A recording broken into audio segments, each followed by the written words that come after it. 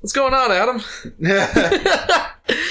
Oh, not too much. Just getting my after Christmas baking done, really, right now. And then getting ready for the play.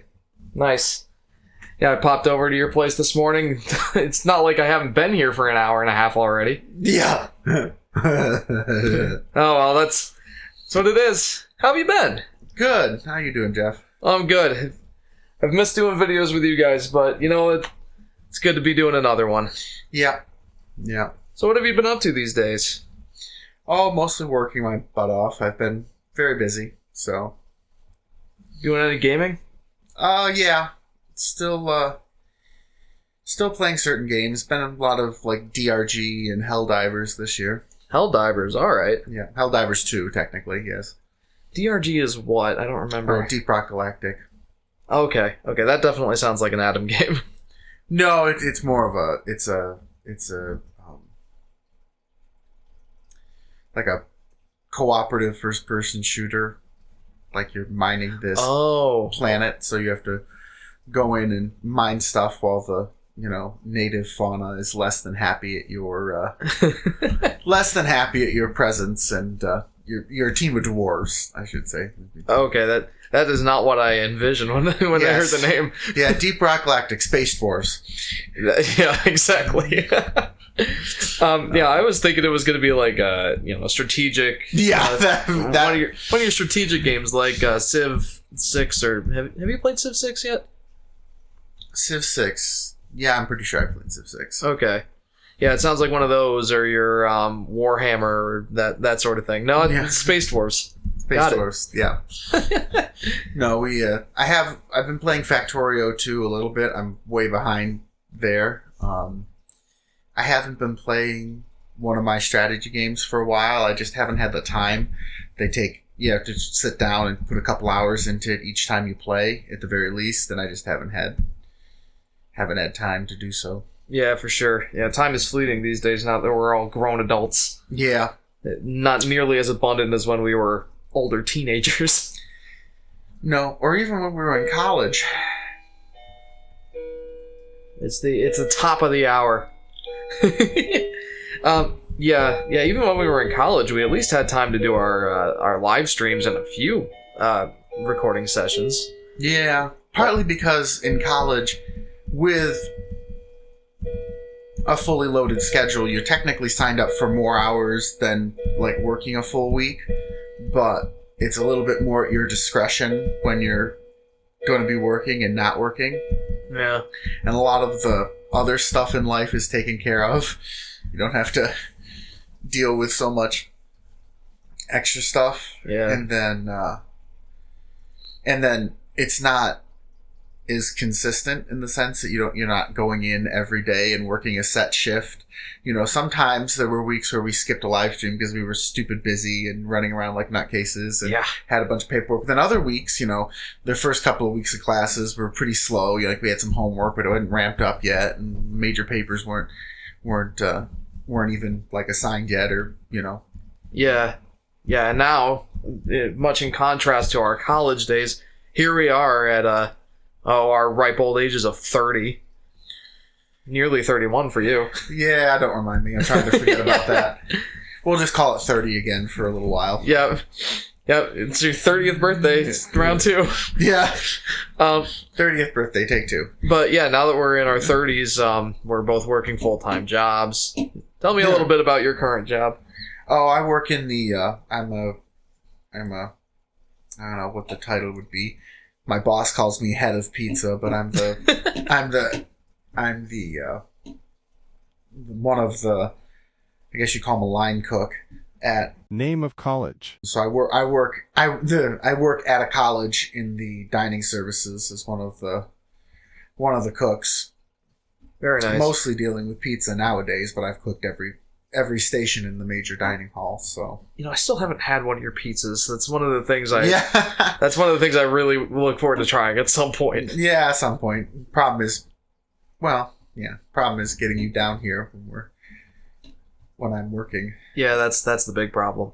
Yeah, and speaking of working, you work regularly 50 hours plus, right? I'm usually scheduled for 50 hours a week. Like, just to start with, before someone calls off, or I get called in, or I have to stay late, or something happens. Yeah. So if you were wondering, that's why we haven't been doing any podcasts. Yeah, and to make it worse from a perspective of our time, like overlapping time, I work again generally either Friday through Tuesday or Thursday through Monday. I have 2 days midweek are my days off, which is handy when I have doctor's appointments or excuse me, when I have doctor's appointments or things to take care of during the week. It's easy to get an appointment where I'm off. I don't have to take off work for it, but I work every weekend, and I have for at least 3 years now. Oh, geez, it's been that long. Yeah, it has. I worked every weekend. It was the first full year I worked there. Not because I started in the first full school year I worked there was actually really nice because we still do. We do Friday night cookies, and we used to do just cookies at the pizza station. We'd turn the oven way down, and we'd we'd par bake a bunch of cookies, and we'd finish them in the oven and serve them hot on the pizza stones. Yeah, on the good. hot plate it's very popular. We do on a slow night we do 700-800 cookies. On busy nights we crack 1,000 pretty easily. Oh, yeah, that's a lot of cookies. Yeah, the worst time there was a time like 3-4 years ago where we buy frozen pucks for all the other cookies we make in house, but for that we buy frozen little teeny frozen pucks of cookies, and we couldn't get them, so I had to make them in house. And I was making, I forget what it was, 40-50 pounds of cookie dough at a time in the big mixer, which is a lot. And then whoever my helper was, and if it was slow, me too. Whoever my helper was, if it was, or me and whoever else had free time, would get to spend all Thursday night with a set of ice cream scoops and sheet trays and scoop 700 plus cookies. Oh boy. Yeah. So, but anyway, at the time, my first full year there, we had warm cookie night, and once the cookies were baked in the afternoon, it was really simple to just put them on trays, heat them up, and serve them off of the pizza station.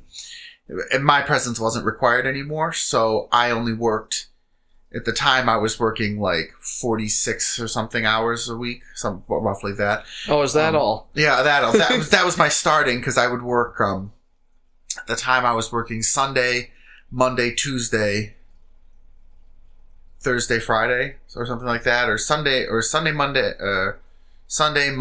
and then like Wednesday, Thursday, Friday. Yeah, something like that. The midweek days shuffled around a little bit, but essentially I'd have a week off, a day off in midweek, and then I had Friday night into Saturday off. Because I worked 40 hours plus the 6 hours on Friday, then I'd get out in the afternoon, and I'd have Saturday off, so I could come up Friday night, and I did a couple of times, to do live streams with you, because I was off Friday night, and I could drive up, and then I didn't have to get up early Saturday morning. That lasted for 1 year, and then since then I have worked every weekend. Worked either Saturday, Sunday, or Friday, Saturday, Sunday. It's it's a lot. Yeah, so that's why we haven't been live streaming with you. We were going to do a live stream over Thanksgiving break, but we got sucked into a game, and Adam and the rest of the guys, you all come up to my place for Black Friday. Yep, we still do that every year, so we do see each other at least once a year. That's right. It just sounds pathetic, but And we were thinking about doing a live stream. You were going to tag along with me on my Yoshi Fanatic live streams, playing Zelda Echoes of Wisdom. But we decided to play Overcooked instead, which I think that was the right choice. Overcooked 2. Yeah, it was pretty funny. Oh, yeah, of course I did break your chair.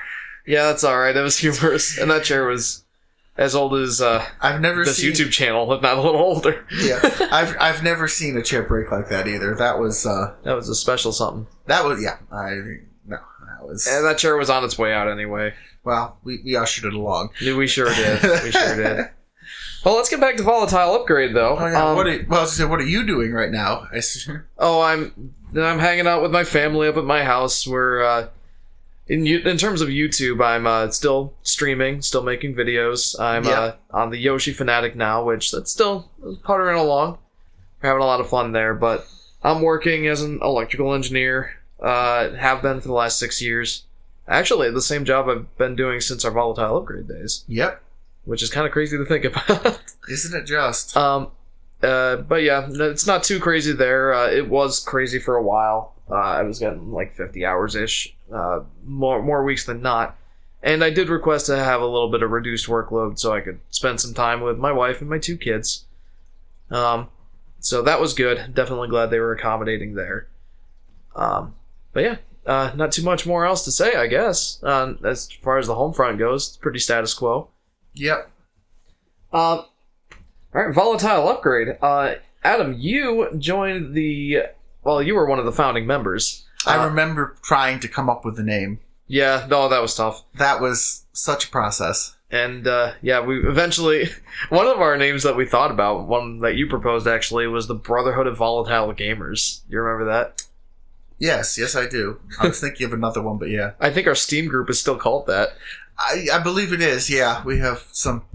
Yeah, we went through some weird naming phases. Yeah, but we landed on Volatile because of Henry, mostly. Just how volatile he gets. Yeah, and Daniel. And then Upgrade just because we envisioned it as being like, oh, this is a pretty cool format, and we're going to do good with it. And, well, it was probably subpar at best, but we had fun. Yes, we did enjoy it, so... We sure did. And you, again, were one of the founding members. You were in that original cover photo, sitting in a chair over there with a cape on, kind of looking annoyed at our buffoonery over here. Oh, yeah, that was so much fun. Yeah. But your first video appearance was actually not Sly Cooper like I thought it was going to be. It was actually Halo 4. Yes. You joined the recording session with Henry and Tyler on that one and finished it up. Do you have any memories from that one? Halo 4. I do remember it. I remember them playing it. Nothing specific. The big one I remember from the early days is the Vex recordings. Oh boy. Which I don't know if I was a part of, in the sense I don't think my voice or image was included, but I was there for them. No, actually you weren't. I was there for part of them. You were here when we did our first recording session where Tyler was originally going to be the co-host instead of me. But Daniel and I actually recorded in your bedroom. Yes. While you were away on your co-op for that playthrough. For Vex? Mm-hmm. I must have helped with the editing then, because I remember that boss fight quite distinctly. I think I showed you the boss fight multiple times. We just... Yeah. That final boss with me and Dan, that was a 3-hour video. I cut it down to 20 minutes and then put out like a supercut of it. Yes, I remember that because we had to go through. Yeah, because I was with you when you went through that whole thing. Yeah, you think you made me watch the whole 3 hours to help create the supercut? Probably did. Yeah. Yeah, I remember because I remember seeing it multiple times, and I knew it was filmed in my bedroom, but I didn't. I seem to remember at least one of the. Maybe it was only one of the Vex episodes. I was sitting in the back of the room. Maybe. But your first full-on playthrough that you were a part of the entire video. Yeah, that I was series, formally part of, yes. Sly Cooper and the Thievius Raccoonus. Ah, yes. We still haven't done Sly 3. We haven't, no. It's quite sad. You and I streamed Sly 2 several years later, but... Several years? A couple years? Sometime later. Several years later, I think is more accurate, yes. It had been quite a while. And, yeah, that was the first one you were fully a part of. Can you tell me a little bit about that one? Yeah, I gotta think back on that one. I know Sly Cooper and the Thievius Raccoonus. I've seen it played through quite a few times. It's actually a really cool game. Oh, I meant more the series that we recorded, not so much the game. Yeah, I know. That's what I'm saying. It's just, I remember the game quite distinctly. I'm trying to remember details about the series. Well, maybe if I give you a little bit of a setting, maybe that'll help. That was the first series that was... No, that was one of the first series that was fully recorded in your bedroom. Yeah. We started with Tyler and Daniel as the main co-hosts, and I was sitting there for the first few episodes in the background, not saying anything. Yes. Well, I was standing behind them, and they fought over being nonsensically unable to drive that stupid water boat. But and then partway through the series, we brought on Mike as a co-host. oh yes, I'd forgotten. I remembered you sitting in the back with Dan and Ty trading the controller around. I forgot Mike was there. Yeah, he came in I think episode 7 or 8. Okay. No, yeah, it's ringing bells now that you say it's been a long time. It's been so long. It's been, I watched that whole series at least once on YouTube. So, but yeah, no, I remember that was a full on 10 years ago. Yeah, I remember. Woo. I remember Daniel and Ty playing it. I remember that being one of the games where the format of trading the controller around really was hurting us because excuse me. Luckily, the game was easy enough. Of course, when I think of trading the controller around causing issues, BioShock just leaps to mind. Henry getting through one section with full everything, like full ammo, full health, everything was full up, completely stocked out, handed over to Tyler.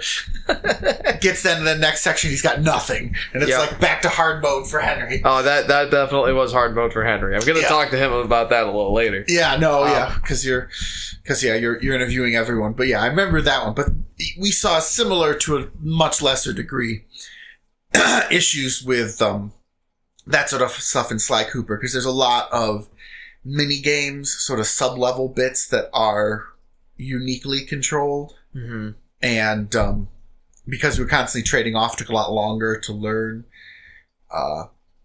some of those, learn some of the mechanics and skills that they needed to beat those sub-levels, which made what was fairly easy difficult. Yeah, for sure. All right, well, there's a few other series that you were a part of in the episodic playthroughs, but the most recent one is Cuphead. Oh, yeah, that one I remember quite well. Where you watched me and Henry flounder around trying to fight the bosses and failing on repeated occasions. That one I remember quite distinctly. We were at the apartment for that one. Yeah, that was 2017. So more... Yeah, right? Really? That recently? Yep. I would have put that back in like 2015 or 16. That was close to the time I was streaming Mario Odyssey on our channel. No, you're right. It was. Yeah. Any favorite moments from that one, if you remember? Because 2017, while recent in terms of Volatile Upgrade scope, that was still 7 years ago. Yeah. Correct me if I'm wrong here, but I think we changed a little bit in that it wasn't trade controller on death, it was each boss was a different person, right? It was a multiplayer game. Oh, yes, you could play it with two people. Yes. Yep, Henry and I were co-op for that one. I knew it was you worked on it together more. Yeah. Yeah, by that point we had figured out that trading off on every death or every level was not the optimal experience. Yeah, it made it. It was, because Cuphead's two-player, of course it is. Oh, boy, my mind. And, remember that clown boss? I remember the clown boss with the roller coaster nightmare. Oh, that was awful. And I also remember like what I called the Ursula boss, the flying, like you're in a plane fighting the giant squid lady. Like the mermaid or whatever. The mermaid mixed with what's the Greek goddess with the snakes for hair? That's not a goddess, but Medusa. Okay, yeah, Medusa, that's it. Mythical monster, yeah. Okay, mythical monster, that sounds more accurate. Well, Medusa was a Gorgon.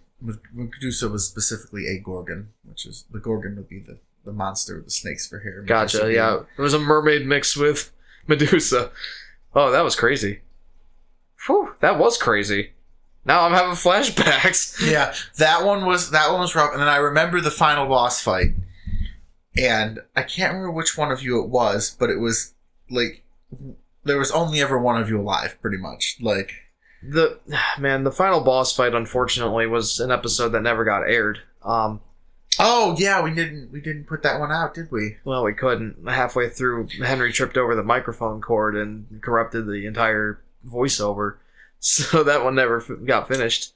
Oh yes, we got through King Dice's casino, or King Dice's challenges in the casino, but never fought the devil himself. No. Oh, you did, and you just did. Not recorded. Yeah, it just never aired. But yeah, you did. I remember you fighting. I remember it being.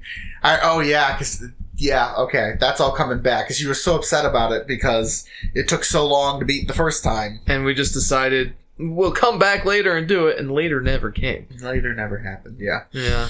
Scheduling be like that.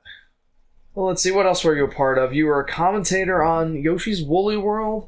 That was a fun one. You came in at the tail end of Star Wars Shadows of the Empire with me and Chase, and you were in the first few episodes of Spyro the Dragon.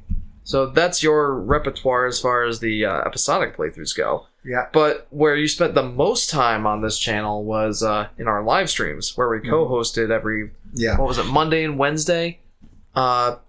Starting around the time Mario Odyssey came out, that's kind of when we started regularly live streaming.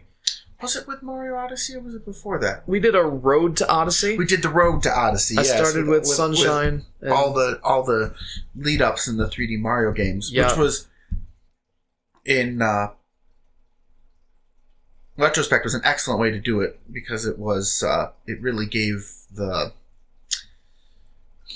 background, the history, you could see the thought process of the designers a little bit.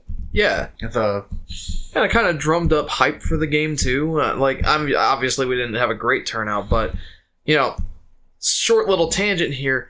Road to Odyssey and Mario Odyssey was supposed to be the swan song for Volatile Upgrade. It was, yes. Because, I was getting kind of depressed that our videos weren't getting, any views. Yep. And I'm just like, I'm putting in all this work and time, and I'm like... Yeah, and you were definitely the driving force. Yeah, and I'm just like, I don't know, man. I think we're done here. So let's go out with a bang here. I'm super excited for Mario Odyssey. Let's do that. Yeah. And then we ended up getting at least a few people watching. Yeah. And some that ended up being, with us through the end of Volatile Upgrade here. Yep, that stuck with us. Yeah, and that was all that I needed to keep going. Yeah, just a few people that were interested, yeah. No, the episodic stuff, I was involved with a lot of them tangentially picking them out, or I saw a lot of them in editing. Yeah. Which you did basically all of. Yeah. I did at one point edit, I think, one video? I think you were working on a best of compilation, but that never came out. Yeah, I was working and then we decided not to do it. And it was, but I clipped a whole bunch of stuff. I think I started editing one video and then you took over and finished it because... Maybe that's what it was. Because there was something software-wise, my computer was I got... Yeah, that was back when we were using Sony Vegas. Yeah. And something tells me that if your situation was anything similar to mine with Sony Vegas and, obtaining it, the software key only works to a certain extent and then kaput. Like Bandicam was the worst with that. We would get that loaded up and then, it would be like, yeah, you need to put in your passcode or whatever. And I'm like, oh, great. So... yeah, that's entirely possible. Yeah. I've since switched over to DaVinci Resolve, which actually has a legit free version, and that's what I've been using, which is awesome. Yeah. But yeah, the live streams is really where you started picking up. Yeah, I was in commentating with you because I know at least one of, I cannot remember which one of the shows I was in the back because you weren't there running. Not for every episode, a couple episodes, because in the back of my room. That might have been Ratchet and Clank? No, I was there for all of those. I was definitely there for some of the Ratchet and Clank. Sly Cooper, then. Just to watch. Because I was only there for 7 episodes of Sly Cooper. There was Sly Cooper, Ratchet and Clank, and I was definitely tangentially involved with a bunch of others that I was not on screen. I was off screen helping. Or just watching around the corner. I remember being involved with a lot of them, but I saw a lot of them as you put them through editing, and you're like, "Ooh, look at this edit," or what should I do here with the? I was never very good at the editing, mostly software issues, and I should probably quickly bring up the fact that the reason you saw me edit so much of this is because for quite a few years there we were living together during college days. We had the same apartment, which is part what helped with the live streams and doing recordings. The problem was doing the episodic ones. We liked to have 2 co-hosts that were playing or involved, and I am about as coordinated as a arthritic owl. I am very, very bad at first-person I mean, I've been saying that I play first-person shooters, and I do now play a little bit more of them, but I'm very bad at them. Like that, I play them because I literally play these games because they're cooperative shooters. I don't play the PvP ones at all, and they're cooperative, and I'm playing them with people. Like I basically never play them by myself. I only play them when someone else is online and playing them with me. So I'm very bad at them. You know, to your platforming credit, is terrible. To your credit, though, there were a couple of live streams where you did take an active playing role. That mostly the Kirby games. The Kirby games, yeah. We did Kirby's Epic Yarn together, and Kirby's Star Allies. Yep, Star Allies. Yep, me in the corner with the bat wings dropping bombs. That's right. That was a good time, though. Yeah, it felt good to have you actually partake in the gameplay, but I think that was pretty much the only two that you were able to. There was one that I think you were talking about, Ratchet and Clank. What was it? Deadlocked. Deadlocked? Or Dreadlocked or whatever. That was one series that also never saw the light of day because we had like a recording issue. Yeah. I forget exactly what the issue was, but I loved that game too. I'm so sad that one never saw the light of day because there was a famously funny like skipping. There were several, but there was one in particular though that like there was an issue with the PS2 disc. It was scratched at one point, so it would like skip and that wasn't Deadlocked. That was Up Your Arsenal, wasn't it? No, it was the second one. Oh, Going Commando, I believe. Going Commando. Okay. Chain Blade. Exactly. Chain Blade. Yeah. Oh, I wish we could have put that video up. That was so funny. But we had our fair share of funny moments on live stream too. Like I always remember playing Dreadlocked multiplayer, and I don't think we ever recorded that. No, yeah, we definitely didn't record it, but I remember playing it and talking about it too. Like you definitely talked about it. But I'll always remember. Like this is just an example of my skill with this sort of game.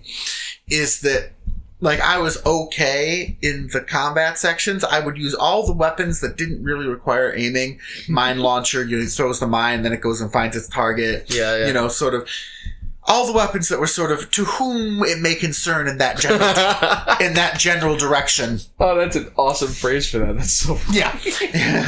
that was me. I was no precision aiming, especially if I have to move too. Oh yeah, fair. So but Ratchet and Clank had those selections of weapons, so I used those. I had like a little niche selection of weapons I would use and then the actual precision regular weapons went to other people. I wasn't terrible at the regular game, though I did stroke platforming every now and again. But no, then there was like the hover bike races. Oh, yeah. And those could just go... Yeah, no. So there was this mechanic in the game where if you ever got too far from your partner, it had you had these explosive collars on, and it would like create this laser link. And if you stayed too far away from them for too long, it would kill you both. Oh man. And so, it was pretty far for the normal gameplay. Not a big issue. Like, you'd have to really work to trigger that in the normal gameplay. Yeah. But the hover bike races, you're moving a lot faster. And so keeping close is actually, like, the relative speed you're moving at makes it, like, much harder. You have to actually stay close. And it's a race. And I'm terrible at those. And so if I was just slow, I couldn't just putter along while my partner won the race. Because I'd kill us both because I got too far away from them. So my strategy was legitimately to kill myself, run off the course into the lava or into the water or whatever pitfall trap, and just make sure that I suicided and killed myself before it could trigger the I'm too far away penalty while my partner would win the race, because I could never keep up with them enough to like not trigger the too far away penalty. Yeah. So I literally had to learn. Literally, there was one track where I had to like strategically learn all the suicide spots so that I could suicide enough, because I couldn't. It was actually fairly hard to kill oneself on that track, which made it really hard for me. I had to like learn where I could get to a suicide spot fast enough so I didn't, kill us both. Yeah, so we could actually win the race. So that's the level. That's why I didn't play most of those, because when we were trading controllers, it would have been pointless. I would have never advanced the game. It would have been like me just waste a life and then hand it back. Yeah. For a lot of those types of games. I did play a few of them, like that, but like I said, that's not my style of games. For sure. Yeah, as we were talking about earlier, your thing is more, cooperative shooters and mostly strategy games. Mostly strategy or factory design, logistics, base building. Which, unfortunately, I do regret not ever having done any of those, like having you host anything like that. We did discuss it. The problem is it was, like, there are only a couple of ways to go about it, and I've watched other YouTubers do it. They either become quite long videos that can be, I don't want to say boring, but there's not, like, for the short attention span of the modern viewer. Yes. Now, these people have viewers, but the thing is, like, you watch them play and you watch them, and like when they live stream, and I've seen a couple of live stream it, it's like, even me, who enjoys those types of games, I'd rather play them myself than watch someone else most of the time, unless there's a specific thing I'm looking for or whatever. Yeah. Like, watching someone else live stream them is frankly kind of boring, because they just do stuff, and then them explaining why they're doing stuff constantly for a while is entertaining, but then eventually it just becomes the same. Like, the logic repeats, and they're trying to explain to you what they're doing and why they're doing it, and it like, you're like, yes, I get it. Like, like, you're like, oh yeah, I know why you're doing it. I see what you need to do. Just do it. And the act of explaining it tends to slow you down. Yeah. And hitting, and then being able to do that and talk and narrate your thought process while playing the game efficiently and quickly is not easy. The other solution, which works quite well, is just incredibly editing intensive, where you just like the supercuts, essentially. Yeah, you said not supercuts.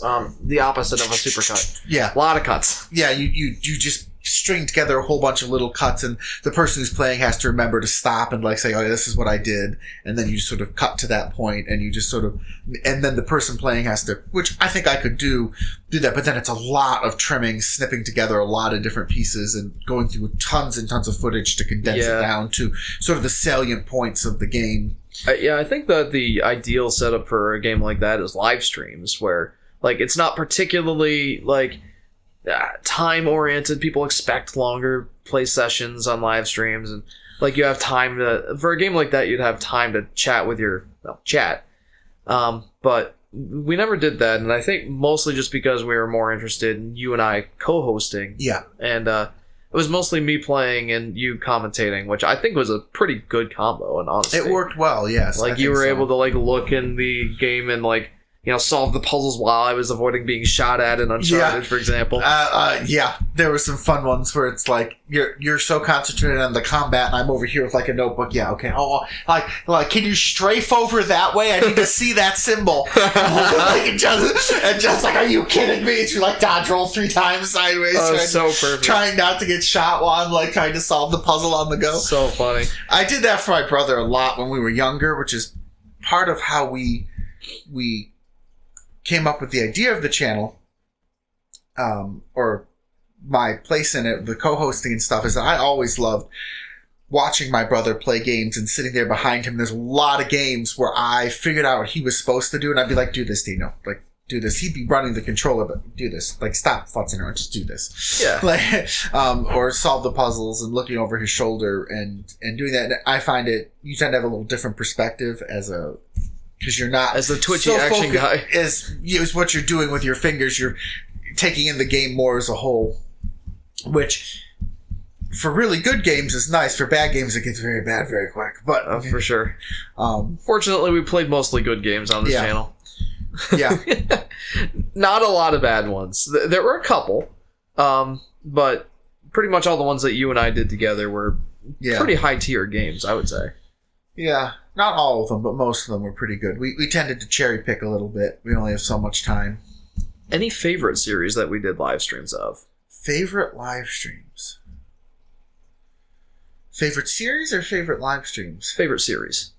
Favorite series. I feel like looking for an exact live stream is a little bit too exact. So for the sake of simplicity, let's just keep it to favorite Yeah, well, series. I favorite live stream. Let me just put the little note in before we start talking about the series. Was the Twilight Princess, Zelda, Legend of Zelda, Twilight Princess. I know exactly which one you're talking we ran about. super long. Like we streamed what? It was like 7 to 10 or 8 to 10 or 8 to 11. Yeah, 8 to 11 I think was more time 8 to slot. 11, yeah. Or was it 7 to 10? It might have been 7 to 10. It was like a 3-hour-ish block in the evening. And it was, what, 12:30 at the end of that one? We ran we started early, I believe. And we were going to get to a certain spot in the game. I think we got to like 4.5 hours in, and we got to the final cutscene. You know what? You explain this part, because this is so much better when you explain it. So we get... Like, it was just 4.5 hours in, and we were struggling. Like, the live stream was hysterical, because, there was the water temple that we were doing. Like, the second round of temples, the water temple one. And we were making all the Sesame Street jokes, because we're, running around looking for specific letters in that temple. Real quick, this is for the Wii U version of Twilight Princess, Yes, the Wii U version. Yeah. And, there were these stamps for the Miiverse posts. yes. You could get, different Hylian letters. Yes, you get them out of chests and other important things, and it was the stamps of different Hylian letters, and they were absolutely useless. I believe that was shortly after Miiverse was discontinued. Oh, that might have been, yeah. It was just after Miiverse was discontinued, so... Yeah, I think it was. That added fuel to the fire of, my rage when I backtracked for, 20 minutes going up these freaking water slides of doom. Yeah, all the way up to the top of this huge thing. It took forever. And then I get there, and it's the letter P. Yeah, it's like, not even this like a heart piece or episode is something. brought to you by the letter P. It's a Miiverse stamp. It's totally a Miiverse stamp. It's gonna be. That's what it's gonna be. It's gonna be a Miiverse stamp. Yeah, we were... So, Jeff was getting very frustrated that all we were finding was these useless letters in these chests, and we're trying to get through. At that point, we were already an hour over our scheduled time. We were 4 hours in, and we're running through this water temple, and all we're finding are these stupid, literally useless, the thing that they're for doesn't exist anymore, Hylian letter stamps. And so we're super, super frustrated. And then we get to the boss, which was utter bullshit. You're fighting this huge coiling dragon thingy-maboob. Yep. And utter bullshit. You're struggling and dying, and you're trying to speed it up. And because we're trying to speed it up, you're screwing up and trying to take shortcut and just failing and just making it take longer. So frustration. I don't think I died in that boss fight. It just took forever. Yeah, I don't think you died. I remember you trying to win it, and trying to take shortcuts and then missing the shot or whatever, and then you have to do the whole cycle again, and you're like, oh, I should have just waited. Yeah. Anyway, highly frustrated. We're very, very frustrated, and it's now very late. It was after midnight. I'm pretty sure it was quite late. It was very late. And we finally beat the boss fight. I'm like, oh my gosh, here we go. And there's this big cutscene at the end of the temple, and the cutscene is cutscenes have an arc to them where they're ramping up, and they're ramping up. The big shiny golden light dragon is there, and the dark princess is getting, I don't know, zapped, mauled by the light. Yeah, essentially attacked by the light, and it's moving to a crescendo, moving to a crescendo, moving to a crescendo, and right where we're supposed to crescendo, game seizes up, freezes, and it goes, Wii U gamepad is out of battery. Really?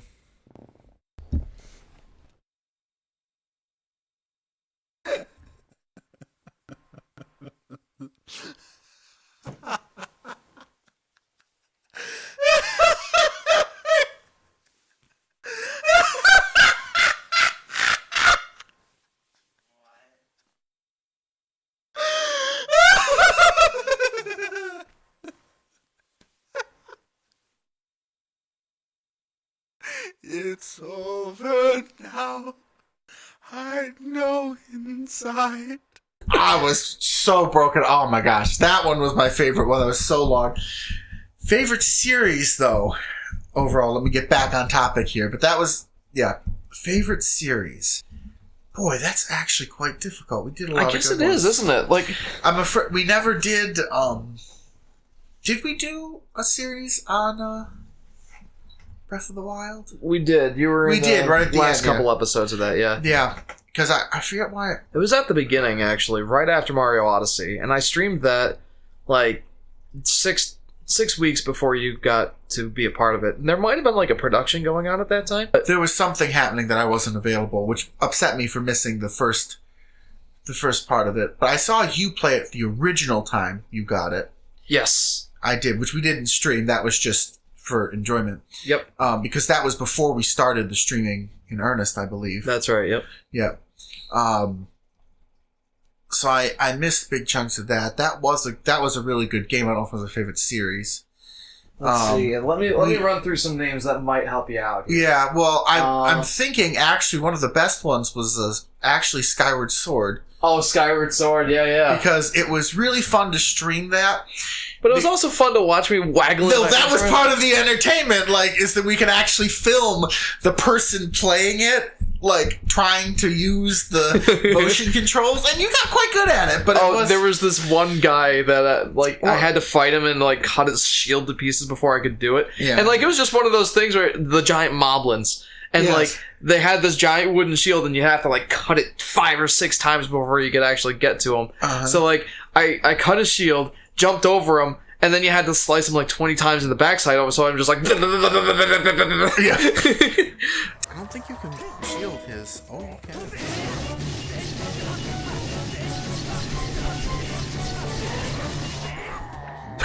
The best part of that was the face cam. Don't watch that. Watch Jeff.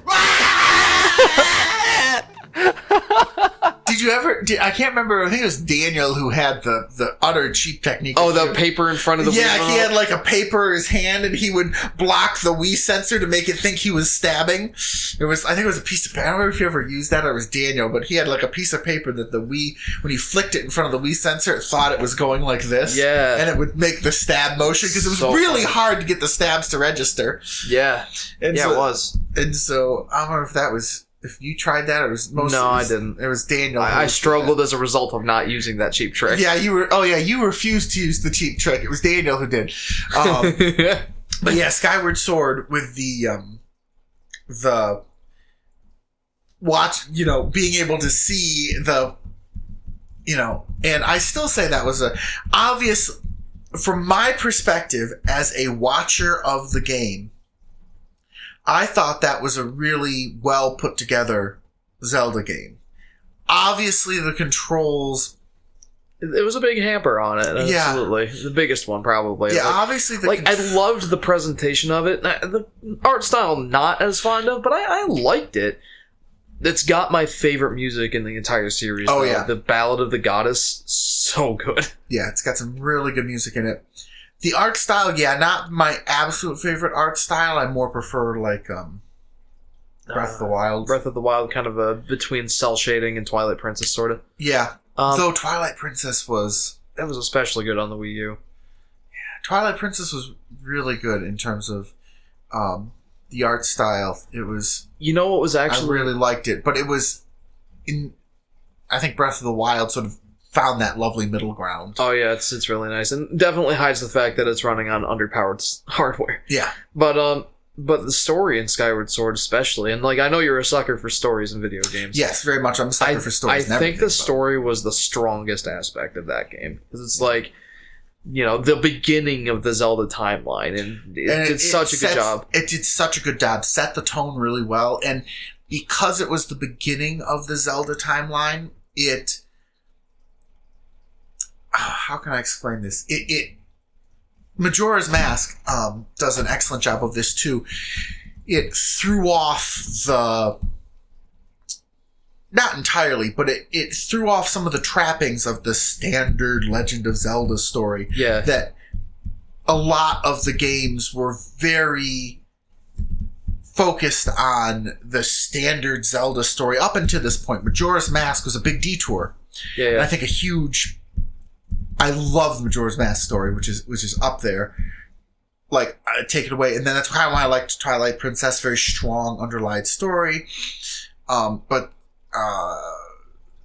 some strong story elements, and I always liked Twilight Princess's art style. This is before Breath of the Wild came out, which is Breath of the Wild sort of eclipsed them all in many ways. Yeah. But then Skyward Sword, excellent story, and I liked the way they patched the world together. It wasn't a true open world. Yeah. But you had the open flying section, That was and then pretty you cool. dove down to the sections below.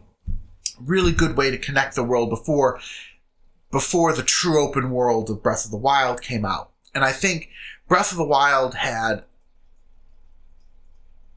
a really good story, but it was less stitched together, much more free, because of its open world nature. The story sort of, I think the story definitely suffered in Breath of the Wild. it suffered. It was good, like the foundational pieces were there, but because you could do it in any order, and They kind of wrote themselves into a corner with that one. yeah, they had to not so much wrote themselves into a corner. They wrote that they didn't have any walls to work with at all. Like, Yeah. Oh yeah, that's the opposite it's problem. opposite of being written into a corner. Like written into a It's corner. so open-ended that it's hard to craft a story around it. Yeah, exactly. That like written into a corner is you've constructed so strict a story that you have nowhere to go anymore. That like the story locks itself out. This is the sense that there's not enough structure. This is the exact opposite problem of they removed so much structure that I think the story element suffered. It still tells these little vignette pieces that do all sort of create a tapestry, but it's not like as linear a story. It's sort of, because it has to flow from one piece to another, there's pacing issues and that, but I think as a game, Yeah. it succeeded really well. Which I think is why I still put it at the top. I love it. Oh, no, I definitely put it at the top. I think strictly on the story, it was weaker, but I think as a game, it was much better. I think it by defocusing on the story, because this is slight meta moment here, like a musical is driven by the story. Like everything is in service to the story. The point is to tell the story through a musical format. To, the dancing and the singing should all reinforce the story in some way. Yeah. And video games aren't quite that same way. no, they're not. Now there are games that are like purely story, but I don't think that necessarily makes them great games. Right. Makes them, if the story is good enough, they can still be really entertaining. But I don't think that makes them great games. That's not playing to the strength of the medium, because at a certain point, why not just make a movie? Exactly. Where playing to the strength of the medium, and this is, I think, something in my, I don't know, I have to look back at my old commentary. I think I've gotten better at looking at this, is that games as a medium, interactive media, it's not just all about the story, even though I personally am very into stories and reading and that sort of stuff. Yeah. And I put a lot of weight on the story. It's not necessarily the key focus of an interactive game. And that's not what, if the game is designed to have single player or be, around a story, I'm of course going to judge the crap out of the story. And I think there should be enough story to tie it together to make it interesting. But it's an interactive game. It's interactive. You sort of write the story, and that sort of thing in Breath of the Wild is that by removing those walls, making it less of a linear story experience, which Zelda's games pretty much were before that point, they created sort of a tell your own storybook idea with like, which way are you going to beat it? Are you going to, are you going to just like blitz the boss way before you're like the final boss, like 10 minutes into the game, try and speedrun it essentially? Because that's a story. That's like that's one potential of how this story. You get to the end where Zelda's like, "May I ask, do you really remember me?" No, not at all. Nope, nothing. I just woke up and went straight at the big bad guy. I saw giant glowing evil piggy over there, and I thought, Killy. Yeah. Because I need a wheelbarrow behind me for my balls. Like I'm just gonna run straight at the big boss, no powering up.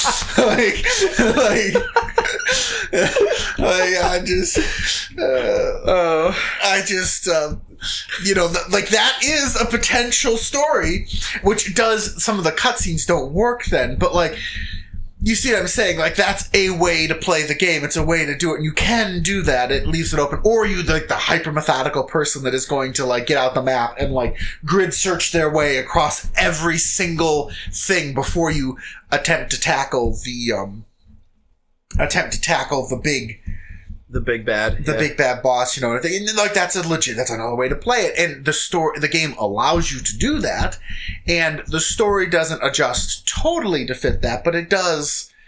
Like, the idea is that it's a little more like the story's in your hand. How much do you want to uncover the pieces of this world, you know, and everything. Yeah, exactly. And so the Zelda games were really good to live stream because I think they had a lot of stuff to unpack. And they had a lot of stuff that was appealing to both of us. Yeah. Which I think that's when the stream series were at their best. Because, like, you know, there were a couple that you weren't particularly interested in. Like, when I streamed Mario Bros. 3, we caught a few of your snores on camera. Yes. My goodness. You're gonna snore so loud your back's gonna crack. Well, that also didn't help. We were streaming that. That was like, wasn't that finals week or like it might have been? I don't 2 remember weeks? exactly. I was writing some. I stayed up the night before writing some huge paper before one of those. It definitely happened multiple times, and some of them were less excusable. But like, there were definitely some times where college got in the way a little bit there. But with the Zelda games, like they offered so much that I loved and you loved that we were both very active. Yes, and very involved. Like, yeah, very involved. Very what's the word for it? We were. And I think I don't know what word I'm trying to. Invested. We were both invested. We were bought in. We were both invested, bought in really strongly. And I think, I think Skyward Sword was the best one because I also think it had the biggest. Like, I think we learned the most from that one. I think so. By doing it as a stream with 2 people, because I remember liking Skyward Sword fairly strong. I remember you not having a good opinion, or you really didn't like it. Yeah, but then we kind of both met in the middle somewhere. Yeah, we got there. I was like, yeah, definitely the controls are hurting this game type and the thing. fact that I called the sections levels on accident once. Yeah, and the way it was structured was, but I think that, like, by having someone who wasn't actively playing it and wasn't, like, actively frustrated, it helps me appreciate the other aspects of the game. Yeah, to like stop, like, where I can be like, well, I know you're struggling to control this right now and it looks like an absolute bear, and I'm sorry for that, but like, if you stop and look, like, that's actually really cool, and how they did that, yeah, and blah blah blah blah blah blah. But yeah, they I think that was there. Though the other one that sticks out in my mind, and like I remember, I think, I mean, we could read through a list, but I think that's not. Yeah, we're kind of running long, so... Yeah, we're running along here. We could zip through a list real quick, and maybe I should glance at it here, but in case I'm forgetting something. But I remember Mario Odyssey being really fun, but that wasn't really... That was entertaining, but not our best one. How about Uncharted? There was yes, exactly. My favorite stream moment that happened, aside from, like, the final stream where, like, we had a giant inrush of viewers. Yes. But I'll get to that in a minute. Uncharted 2, I think it was, well, like, there was this building that was collapsing, and... Yeah, the guy got caught in the floor. Yeah, the guy glitched into the floor and just started moving around with this. Yeah. and here's this, literally, there's like a helicopter, like, firing missiles at us, the building's collapsing, and we're too busy laughing our butts off to, like, do anything. That was priceless. Much more structured and scripted, but I remember those Uncharted. That was like the beginning of the second game, I think. Yeah. I think the Uncharted series as a whole, they were all good, but I remember the first. I remember those quite fondly. Those are me too. Those are definitely up there. Of my favorite stream. There were some really good Uncharted ones we did. Yeah. Well, those are definitely some good picks. Absolutely. And there was one particular memory I have, though. Like, I touched on this a minute ago, but we were doing the final live streams of me being... Yeah, can you hold for a second? I just want to zip through that list again. Sure, yeah. Make sure I haven't forgotten anything, too. That's one of the benefits of me putting together this giant list of... Yeah, just make sure you activate that tab. Yeah, I put together this spreadsheet of all of the live streams and all the videos that we had ever done on the channel. That's how I knew there were 423 videos, 126 live streams, and 12 podcasts. I did the legwork and I actually looked at this. So this is an entire compendium of all of the streams that we've done. But yeah, the last it was the second to last live stream that we had done. It was Mario 64. I was kind of streaming that as like my final send off. Like my wedding was like 2 weeks after the stream, and I wanted to do a Mario 64 speed run, and I was doing a practice for it. And in that practice, we got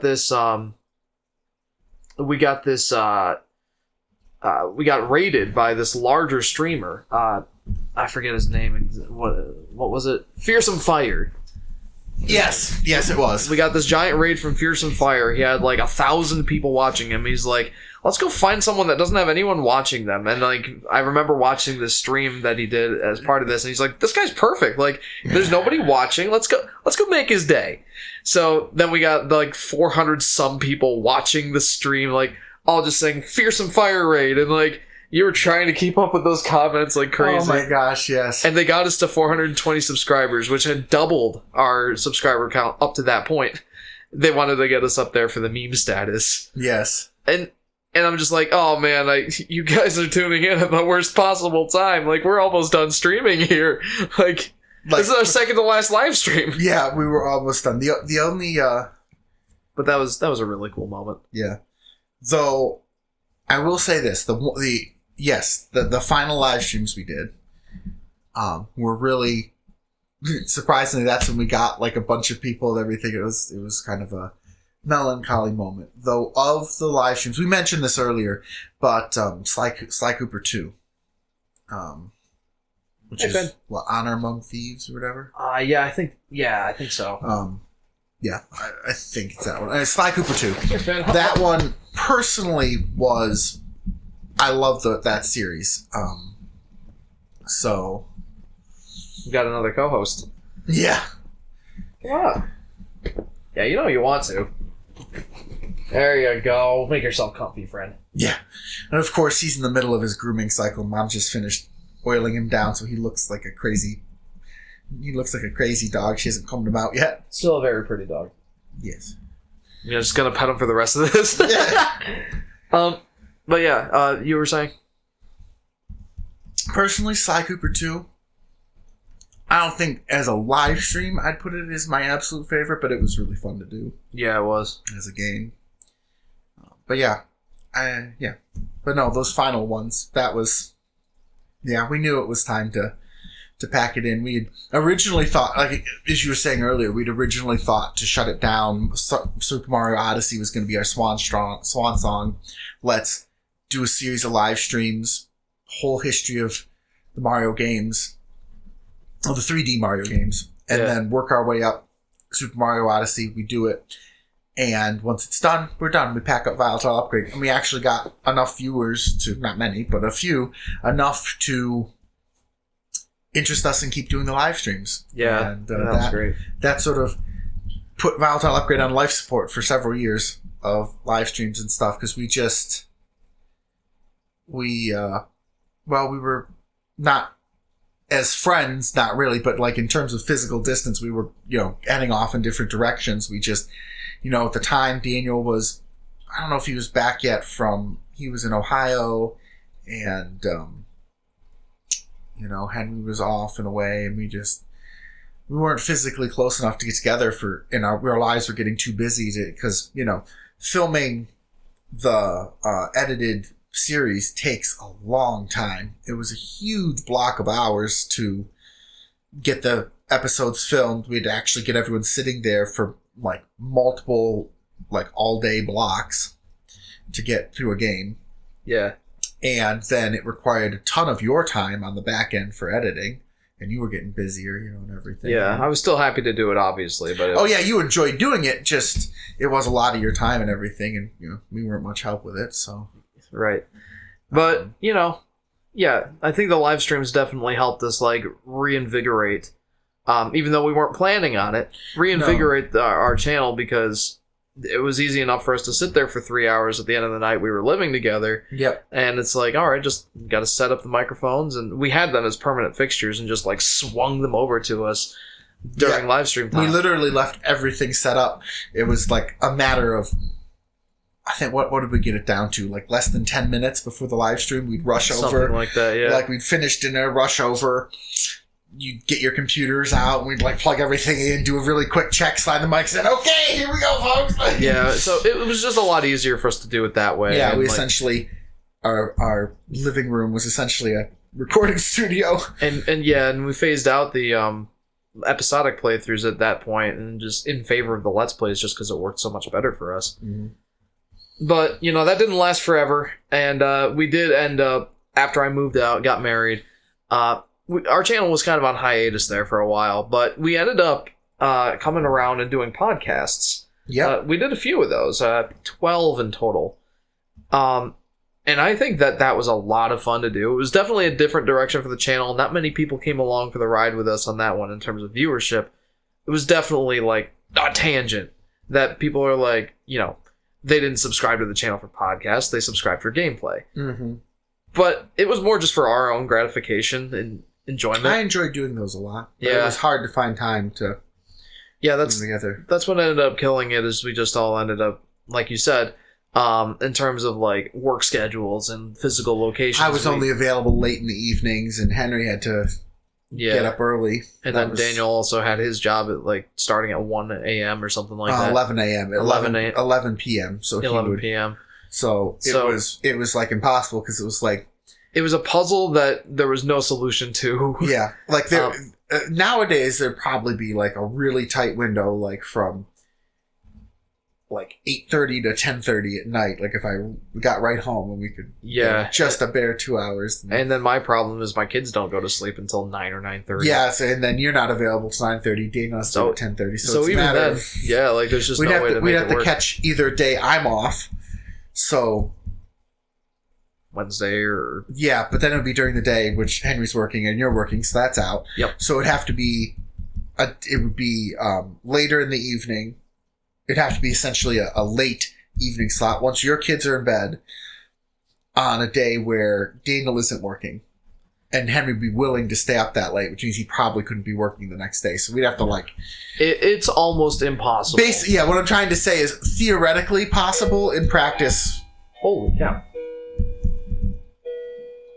It's all right. Yeah. In practice, near impossible to do them regularly. That said, we had some good ones. We did. Do you have a favorite? I do. It was our... my favorite was our discussion on gaming backlogs. Oh, yeah. Okay, yeah. Oh, yeah. That was a good one. That was a very good one. The idea of a gaming backlog and everything. And it's... And yeah, and it's really funny I think we discussed this.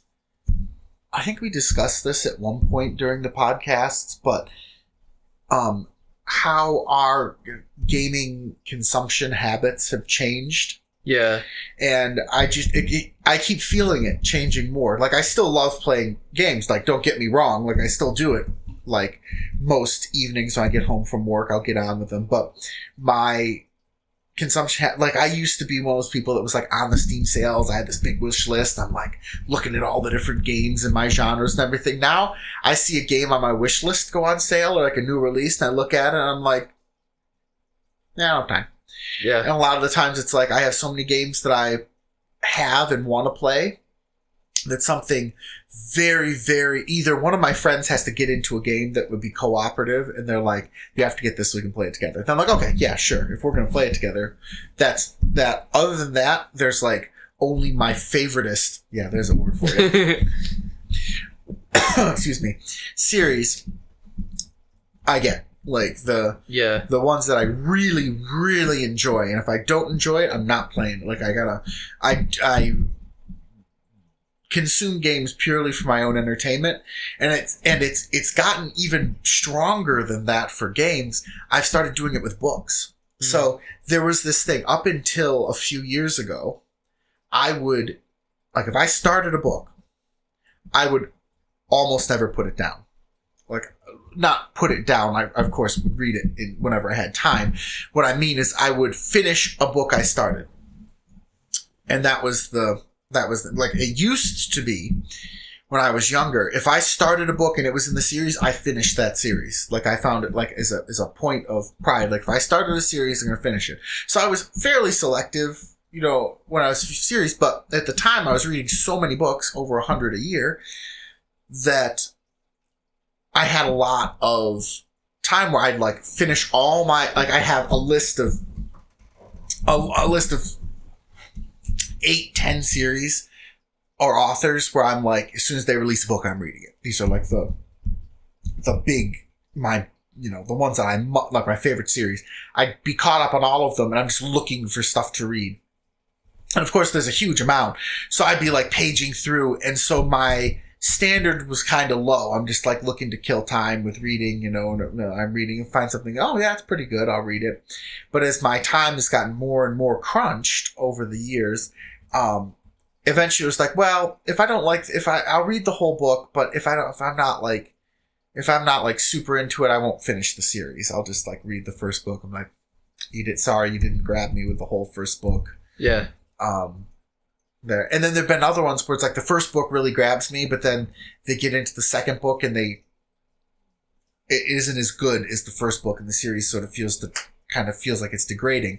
Not all series do that. Many of them keep it up, but some do that. And then after the second or third book, I'm like, boy, it was so good at the first book. I guess I'm done now. I'd put it down. And more recently, it's been like, I'll start reading a book, and if I'm like, I'll get halfway through it, and if it just like isn't, and I'm like, no, I'm going to find another one. Because if it's not gripping my attention, it won't get read. Yeah. And it'll just sit there, and I won't read anything. And I'll be like, and what I'll find myself doing is like, I'll be like, I don't really want to read. And I'll just like get on. What? Oh, I'll get on YouTube or I'll just watch some shorts, or I'll watch a couple videos, and which is, not a bad thing, obviously, but like, I just won't read. Like, I don't have enough free time where I'm like, oh, I'm caught up on everything, I guess I'm going to read now. No, it's got to really grip me. So I'm getting a lot more selective with the books I read and consume. Just like, they have to be good. They have to be, when I say good, I don't necessarily, I mean like, entertaining and enthralling enough, or have enough specific purpose for me to be reading.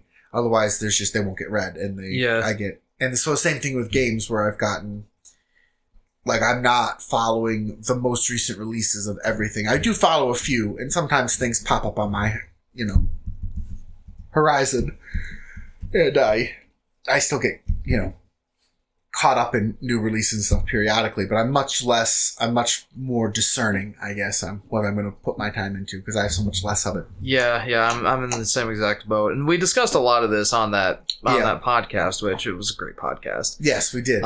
We talked about it, but yeah. But I'm very much in the same boat. Like, I just bought a PlayStation 5, because most of the reason is PS4 games are getting so much harder to come by these days. Sky, my wife, for anyone who doesn't know, wanted to get Pac-Man World Repack, because she, I know that's a bit of an odd one. That's a name, yeah. But it's a remake of a game that she played in her childhood, and she's like, oh, I remember that game. Can we get it? And I'm like, yeah. So that was one of our Black Friday purchases. But the PS4 version was not on sale anywhere. We didn't find it in any stores, so I had to get it on Amazon for $10 more than the PS5 version was, which was crazy. So we're just like, the writing's on the wall here. The PS4 is 11 years old now. Yeah, they're going to stop putting games out for it. Like, even if they keep making them, they're not going to make them as available. Like, they're not going to be on all the store shelves. So yeah, we're just going to drive the price up. Exactly. So we just decided, we've got a little extra spare cash right now that we're putting aside all this money for home renovations and stuff, but I got like a decent bonus at the end of the year, so we're like, now's the time to do it if we're going to do it. Mm-hmm. So I bought a PS5, and I'm like, well, like, I was talking to my coworker about this. He's like, oh, what games are you going to get for it? I'm like, I've got PS4 games. I don't need any. And then I thought more about it, and I'm like, it does seem a little silly to not buy any games with a brand new console, so I bought 5. They were they were games I was very excited to look into. It was Ratchet and Clank Rift Apart, 2024 Game of the Year Astrobot, Sonic Frontiers for my son. He loves Sonic. Horizon Forbidden West, a follow-up to Horizon Zero Dawn, which I adored. Mm-hmm. And Returnal, which it's this... I'm not really into... You were telling me about it, or someone else was? Probably someone else. It's this roguelite or roguelike, which I haven't really played any roguelikes, but this one looked interesting enough and fun to me that I wanted to try it. Yep. So, yeah, but I don't know when I'm going to play any of those. I have enough of a backlog, and I already just... And all your free time is spent, coming around doing final videos and such. Hello. I thought you'd be off the... Name of town. I was hoping to be, but we're running a little long here. Oh. But that podcast is a great reference. Check it out. Episode 7, I believe, of the Gaming Corner podcast. Yes. Our discussion on gaming backlogs. Let me check that USB cord that Finian just bumped. No, we're good. But yeah, you can definitely see why we made some pretty decent podcasts. We got a lot to talk about. Yeah. But we should probably try and wrap this up. So is there... was there any other bullet points on your... Yeah, at least one. Okay. I wanted to ask. We talked a lot about our pleasant memories and looking back fondly at all the things we did. Mm-hmm. Do you have anything that you regret or that you would have done differently? Or even like a series that we didn't do but we would have liked to do? Sly Cooper 3 leaps right to mind. We never got a chance to live stream that before we discontinued it. We've talked about coming back and doing it, but I'd love to. We have to find time where it would work. Yeah. You may even consider doing that on Dan's live streams. Yeah. Maybe. Well, the thing was to show you Sly Cooper 3. We both played it. True. You never have, and I think yeah. But that's basically we've had the discussion before. 2 and 3, it's really hard for me to pick which one's the best. Yeah. But yeah, so that one leaps. That's the first thing that leaps right to mind. Sounds like not a lot of regrets though. No, not a ton. I very much enjoyed it. I'm glad we did it. Trying to think. Kind of was it wasn't an entirely smooth ride. Oh goodness, no. It wasn't an entirely smooth ride. A new doggy. Hi, Astro. Astronaut, why did you scream? We pick you up all You the don't time. like it when I pick you up? Is that the deal? You want to get on my lap? Come here. Come here. There we go. You had to come up of your own accord. That's what it was. Anyway, yeah, not entirely smooth sailing, but I think we had a really good time, and not a lot of regrets to be had. Yeah, I regret not you like badgering Henry more about getting the software working on my computer so I could help you with the editing more. Okay, yeah. I do feel bad about how much of the editing you ended up taking on. Yeah, but I loved doing it. You really enjoyed it. Yes, that was part of it, but I still feel bad about not taking on more of the back end just to lighten your load a little bit. Yeah. Well, that's not that bad. That's not a bad regret, I don't think. No, I don't. I in no way regret doing it. I do regret that it how can I say this? It was time for it to end when it ended. Yeah. It was we weren't. I regret that our situation changed such that we could no longer continue doing it. But yeah, there wasn't much we could, unless and this isn't a. I can't say that I regret this, but I'm sad that it didn't take off more to the point where we were more incentivized to. Yeah, for sure. I wish there was more I could have done to really get more eyeballs on it, because I feel like we did a decent job. Production quality was not as high as I would have liked. This is the sort of thing where it's, one part skill to 9 parts luck type thing with absolutely with most types of entertainment or show business. Yeah. But yeah, that's some good points, Adam. But we had a really good time. We had a good run, and I've enjoyed having you as one of the main members of the channel. We had some good times. Yeah. But here we are, trying to put a capstone on it. Yeah. Sort of. I think it's time to put a capstone on this, because I got a couple other people I got to get to. You've got a bunch of interviews to do, and we have, oh my goodness, only 2 hours to rehearsal, so yeah. Yeah, so thank you very much for getting together with me. This was a good time. Thanks for coming down. Absolutely. Yeah. Well, Astro, I got to get out of here. Gotta go! Woohoo!